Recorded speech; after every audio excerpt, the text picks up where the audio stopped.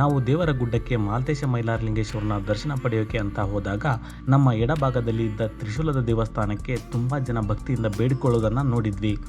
ತಕ್ಷಣವೇ ಅದು ಯಾವ ದೇವರು, ಆ ದೇವರ ವೈಶಿಷ್ಟ್ಯ ಏನು ಅನ್ನೋದನ್ನು ಅಲ್ಲಿಯೇ ಪೂಜೆ ಮಾಡುತ್ತಿದ್ದ ಗೊರವಜ್ಜಿಯನ್ನು ಕೇಳಿದ್ವಿ. ಆಗ ಅವರು ಏನು ಹೇಳಿದರು ಅಂತ ಈ ವಿಡಿಯೋವನ್ನು ನೋಡಿ.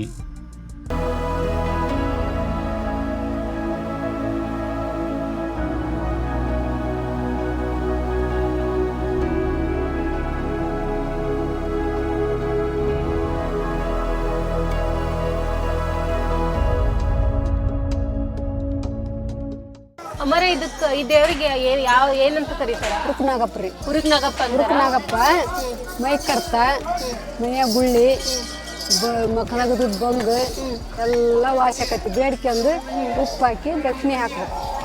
ನಾಗಪ್ಪ ಬಾಳ ಜನ ಬರ್ತಾರಮ್ಮ. ಭಾಳ ಜನ ಬರ್ತಾರ. ಆರಾಮ ಆಗ್ತತಿ. ಎಲ್ಲ ಸ್ವಚ್ಛ. ಎಲ್ಲೆಲ್ಲಿಂದ ಬರ್ತಾರ ಇಲ್ಲಿಗೆ? ಎಲ್ಲಿ ಇಡೀ ಕರ್ನಾಟಕನ ಬರ್ತಾರ ಆತಗ ಗುಡ್ದಾಗ. ಅವನಿಗೆ ಬಂದ್ ಇಲ್ಲಿ ಬೇಡ್ಕೋಬೇಕಮ್ಮ. ಬಂದು ಬೇಡ್ಕೋಬೇಕು. ನಮ್ಮ ಮಕ್ಕಳನ ಗುಳ್ಳಿ ಮೈ ಕಡ್ತ ಕೆಂಪು ಗುಳ್ಳಿ ಇರ್ತಾವ ಮಕ್ಕದಾಗ ಹೆಣ್ಮಕ್ಳು, ಅವು ಎಲ್ಲ ವಾಸಿ ಆಗ್ತವೆ. ಬೇಡ್ಕೊಂಡು ಉಪ್ಪು ಹಾಕಿ ದಕ್ಷಿಣೆ ಹಾಕ್ಬೇಕು. ಉರುಕ್ನಾಗಪ್ಪ ಅಂತಾರ. ಉರುಕ್ನಾಗಪ್ಪ ಸುಬ್ರಹ್ಮಣ್ಯ ನಾಗಪ್ಪ. ಪೂಜೆ ಯಾರು ಮಾಡ್ತಾರಮ್ಮ ಇಲ್ಲಿ? ನಾವು ಪೂಜೆ ಮಾಡೋದು. ಹೌದಮ್ಮ. ಹೌದು.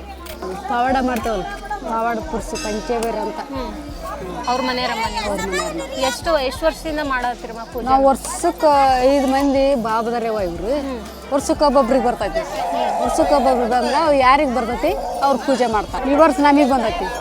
ಮಾರನೇ ದೀಪಾವಳಿ ಮಟನ್ ನಮಗೆ ಇದು ಕುದುರೆಪ್ಪನ ಹಬ್ಬ ಅಂತ ಬರ್ತೈತಿ. ಅವು ಸೀಗಿ ಹುಣ್ಣಿಮೆಗೆ 9 ದಿನಕ್ಕೆ ಆ ಹುಣ್ಣಿಮಿದ್ದ ಕುದುರೆಪ್ಪನ ಹಬ್ಬದಿಂದ ಮತ್ತೊಬ್ರಿಗೆ ಹೋಗೈತಿ. ಮತ್ತೊಬ್ರಿಗೆ ಅಂದ್ರೆ ಯಾವ್ಯಾವಾಗ ಬರ್ತಾರಮ್ಮ ಭಕ್ತರು ಇಲ್ಲಿಗೆ? ದಿನ ಡೈಲಿ ಇದ್ದದೆ ಪರಿಸಿ. ದಿನ ಇಷ್ಟು ಜನ ಬರ್ತಾರಮ್ಮ? ದಿನ ಇಷ್ಟು ಜನ ಬರೋದಿಲ್ಲ. ಭಾನುವಾರ, ಗುರುವಾರ, ಹುಣ್ಣಿಮೆ, ಅಮಾಸಿ ಎಲ್ಲ ಬರ್ತಾರೆ.